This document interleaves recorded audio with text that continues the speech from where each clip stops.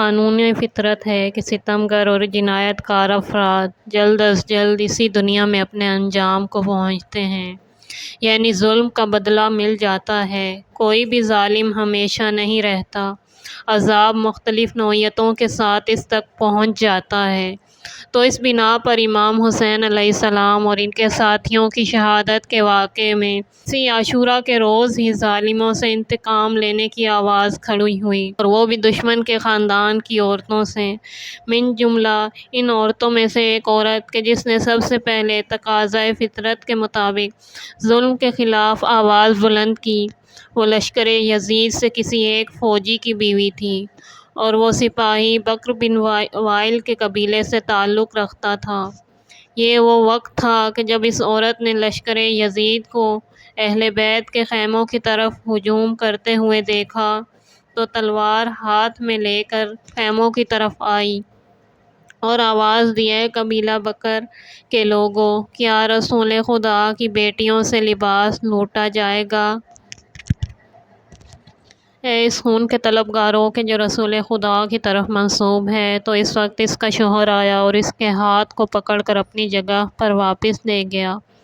اسی طرح امام سجاد علیہ السلام اور جناب زینب کے خطبے اور بیانات نے کوفہ اور شام میں یزید اور ابن زیاد کی حکومت کے خلاف لوگوں کے دلوں میں نفرت کا بیج بویا، جن کے اثر سے ان کے خلاف بہت سے بہادر مرد اٹھے جنہوں نے حکومت کے خلاف اعتراض کیا اور قیام کیا، جیسے سلیمان بن سرد خزاعی، اور ان کے علاوہ اور بھی بہت سے لوگوں نے قیام کیا۔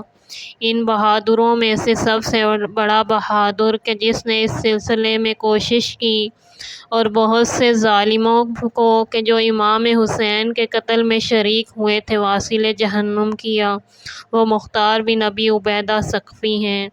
لیکن سب سے پہلے اس حدیث کی طرف توجہ ضروری ہے۔ منہال بن عمرو کوفہ کے رہنے والے تھے۔ کہتے ہیں کہ میں حج انجام دینے کے لیے مکہ گیا۔ اس کے بعد امام سجاد کی خدمت میں حاضر ہوا تو امام نے مجھ سے فرمایا کہ حرملہ بن کاہل اسدی کیا کام کرتا ہے؟ میں نے عرض کیا وہ زندہ ہے اور کوفہ میں رہتا ہے۔ تو امام سجاد علیہ السلام نے اپنے ہاتھوں کو آسمان کی طرف بلند کر کے فرمایا، خدایا اس کو لوہے کا عذاب چکھا دے، خدایا آگ کا عذاب اس کو چکھا دے۔ منہال کہتا ہے میں کوفہ واپس لوٹا تو میں نے دیکھا کہ مختار نے حکومت کے خلاف قیام کیا ہے اور حکومت پر قبضہ کر چکا ہے۔ اس وقت ایک دوست میرے پاس مہمان تھا جس کی وجہ سے میں مختار کے ساتھ رابطہ قائم نہ کر سکا۔ چند روز بعد میں اپنے گھوڑے پر سوار ہوا اور مختار کے پاس گیا۔ میں نے اس کے گھر کے باہر ہی اس سے ملاقات کی اور امیر مختار نے مجھ سے کہا، اے منہال، آپ کیوں ہمارے جھنڈے کے نیچے نہیں آئے اور ہمارے قیام میں ہمارے ساتھ شریک کیوں نہیں ہوتے؟ میں نے کہا میں مکہ چلا گیا تھا، اس وجہ سے میں تمہارے پاس نہ آ سکا۔ اس کے بعد ہم دونوں باتیں کرتے کرتے کوفہ کے میدان کناسہ میں پہنچے۔ میں نے اندازہ لگایا کہ مختار کسی کے انتظار میں ہیں اور وہ وہیں پر ٹھہر گئے۔ اتنے میں ان کو حرملہ کے مکان کے بارے میں کسی نے اطلاع دی اور انہوں نے کچھ مردوں کو حرملہ کی گرفتاری کے لیے بھیجا۔ اس کے بعد تھوڑی دیر نہیں گزری تھی کہ میں نے دیکھا کہ چند آدمی اس کو سختی کے ساتھ گرفتار کیے آ رہے ہیں، اور چند آدمی ان سے پہلے مختار کے پاس آئے اور انہوں نے کہا، اے امیر مبارک ہو، حرملہ کو گرفتار کر لیا گیا۔ جب حرملہ کو مختار کے پاس لے آئے تو مختار نے حرملہ سے کہا، اس خدا کی حمد و ثنا ہے کہ جس نے مجھے تیرے اوپر مسلط کیا۔ اس کے بعد آواز دی، الجزار الجزار، اے کاٹنے والے، اے کاٹنے والے۔ اتنے میں کاٹنے والا آ گیا۔ مختار نے اس سے کہا کہ حرملہ کے ہاتھوں کو کاٹ دے۔ اس نے ایسا ہی کیا۔ اس کے بعد کہا اس کے پاؤں کو کاٹ دے۔ اس نے ان کے حکم پر عمل کرتے ہوئے پاؤں بھی کاٹ دیے۔ اس کے بعد مختار نے آواز دی، آگ جلاؤ، تو آگ جلائی گئی، اور جب آگ کے شعلے بلند ہوئے تو حرملہ کو اس آگ میں ڈال دیا اور اس کو جلا دیا۔ میں نے کہا سبحان اللہ۔ مختار نے پوچھا، خدا کا ذکر تو اچھی چیز ہے لیکن اس وقت تسبیح کیوں ادا کی؟ کہا میں حج کے دوران امام سجاد کی خدمت میں حاضر ہوا۔ مجھ سے مولا نے حرملہ کے بارے میں پوچھا تو میں نے عرض کیا کہ وہ زندہ ہے، تو حضرت نے اپنے ہاتھوں کو آسمان کی طرف بلند کر کے فرمایا، خدایا، حرملہ کو لوہے اور آگ کا عذاب چکھا اور اب آ کر یہ منظر دیکھ رہا ہوں اور مولا کی دعا کی قبولیت پر تسبیح خدا کر رہا ہوں۔ یہ سن کر مختار نے کہا، کیا واقعاً تم نے اس بات کو امام سجاد سے سنا ہے؟ تو راوی کہتا ہے، خدا کی قسم، ہاں، میں نے یہ بات مولا سے سنی ہے۔ تو یہ سن کر مختار اپنے مرکب سے پیدا ہوئے اور 2 رکعت نماز پڑھی اور طویل سجدہ انجام دیا۔ اس کے بعد فرمایا، شکر ہے خدا کا جس نے علی ابن الحسین کی نفرین کو میرے ہاتھ سے انجام دیا۔ اور امیر مختار شکر کا روزہ بھی بجا لائے۔ ایک اور روایت میں ہے کہ جس وقت حرملہ کو اپنی موت کا یقین ہو گیا تو امیر مختار سے کہا، اب جب کہ مجھے قتل کا یقین ہو گیا ہے تو میں تمہیں سچ سچ بتاؤں اے امیر، میرے پاس 3 عدد سے شعبہ تیر تھے اور وہ زہر میں بجھے ہوئے تھے۔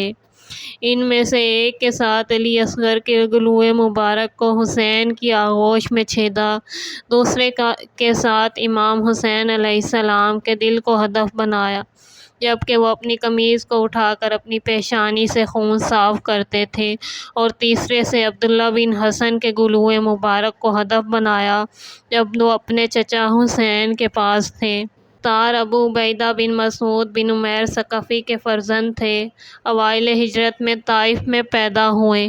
ان کے والد ابو عبیدہ ثقفی اسلامی لشکر کے سرداروں میں سے تھے اور خلیفہ دوم کی خلافت کے زمانے میں قادسیہ کی جنگ میں شہید ہوئے۔ امیر مختار کی عمر اس وقت 13 سال تھی۔ اس کے باوجود وہ اپنے والد کے ساتھ محاذ جنگ پر گئے۔ ان کو ایک قسم کا عشق تھا کہ دشمن کے لشکر کے ساتھ جنگ کریں، لیکن ان کے والد ان کو روکتے تھے۔ مختار جواں مرد، سخی اور جرأت مند تھے۔ وہ ایک قوی فکر اور بہت زیادہ ہمت والے تھے۔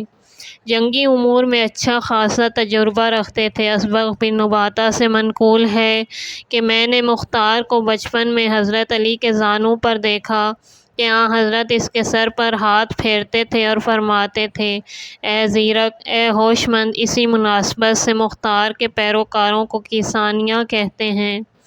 امام محمد باقر علیہ السلام نے فرمایا، مختار کو برا بھلا نہ کہو، گالی نہ دو، چونکہ اس نے ہمارے قاتلوں کو قتل کیا ہے اور ہمارے قاتلوں سے خون کا بدلہ لینے کے لیے قیام کیا ہے اور سخت حالات میں اپنے مال کو ہمارے درمیان تقسیم کیا ہے۔ مختار اس وقت کوفہ میں رہتے تھے کہ جب حضرت امام حسین کے نمائندے بن کر کوفہ تشریف لائے تو مختار ثقفی نے حضرت کی حمایت کی اور لوگوں سے بیعت لینے میں بہت کوشش کی۔ ایک مدت تک حضرت مسلم کے میزبان بھی رہے۔ مختار عراق میں آل محمد کے طرفدار اور آل محمد کے فضائل بیان کرنے والوں میں شمار ہوتے تھے اور نڈر شیعہ تھے۔ حضرت علی، امام حسن، امام حسین کی امامت کے قائل تھے اور ان کو دوسروں پر ترجیح دیتے تھے۔